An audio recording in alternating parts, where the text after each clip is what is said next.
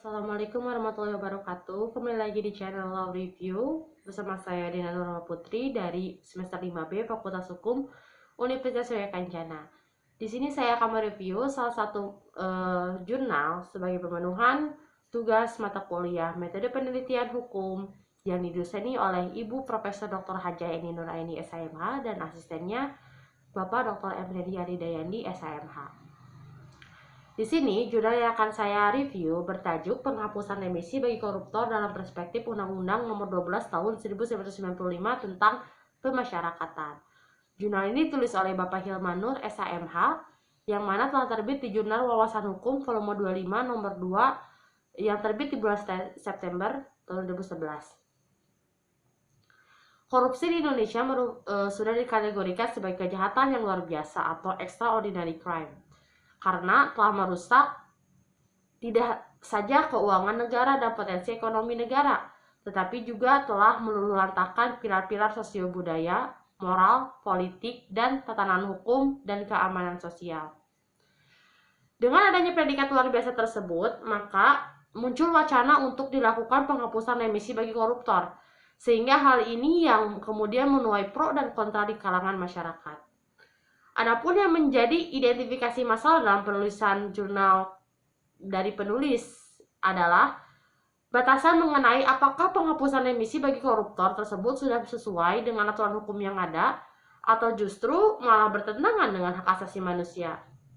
Metode yang digunakan dalam penelitian jurnal ini adalah menggunakan pendekatan yuridis normatif, yaitu penelitian yang dilakukan dengan mendasarkan pada data kepustakaan atau data sekunder.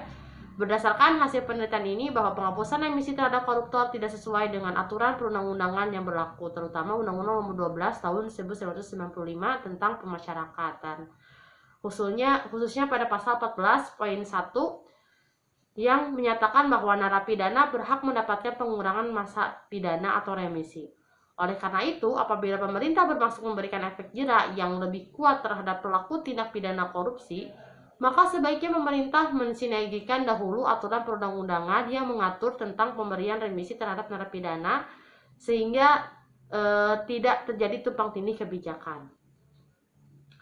Pembahasan dalam jurnal ini menitik beratkan pada mosi penghapusan remisi bagi koruptor dalam perspektif Undang-Undang Nomor 12 Tahun 1995 tentang Pemasyarakatan, di mana terdapat sejumlah pernyataan pro dan kontra terhadapnya.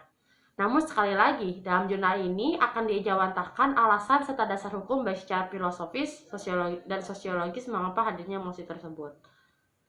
Nah, berdasarkan Undang-Undang Nomor 12 Tahun 1995 tentang Pemasyarakatan, khususnya pasal 14 ayat 1.1 menyatakan bahwa narapidana berhak mendapat pengurangan masa pidana atau remisi.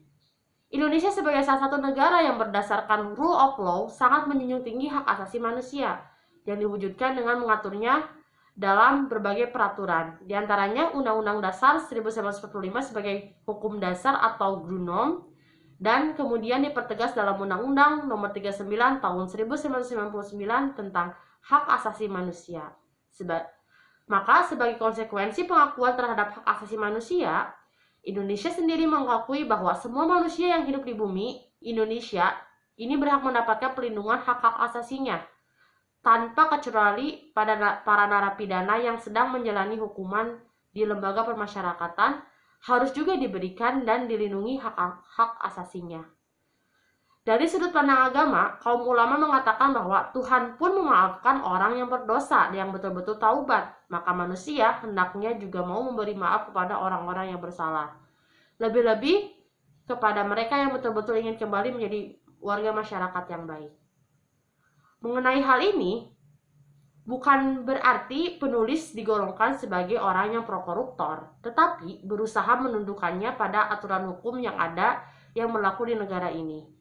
Oleh karena itu, saran dari penulis sebaiknya agar tidak terjadi polemik mengenai hal ini, maka perlu ada perubahan atau revisi terhadap aturan hukum atau undang-undang, terutama Undang-Undang Nomor 12 Tahun 1995 tentang Pemasyarakatan, yang memberikan peluang akan haknya bagi setiap narapidana untuk mendapatkan remisi tanpa kecuali para koruptor, sehingga tidak terjadi tumpang tindih kebijakan.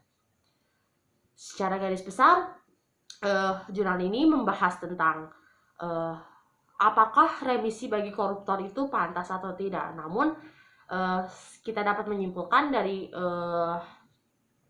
beberapa yang telah disampaikan tadi bahwa hendaknya remisi bagi koruptor itu tidak boleh dihapuskan karena sejatinya setiap orang itu mempunyai hak asasi manusia, yang mana negara juga harus memberikan peluang bagi setiap warganya, termasuk narapidana yang telah menjalani masa tahanannya, untuk mendapatkan remisi tanpa kecuali juga narapidana koruptor, agar tidak terjadi tumpang tindih kebijakan. Mungkin itu saja yang dapat saya sampaikan dalam pertemuan ke-7 ini. Terima kasih atas perhatiannya. Wassalamualaikum warahmatullahi wabarakatuh.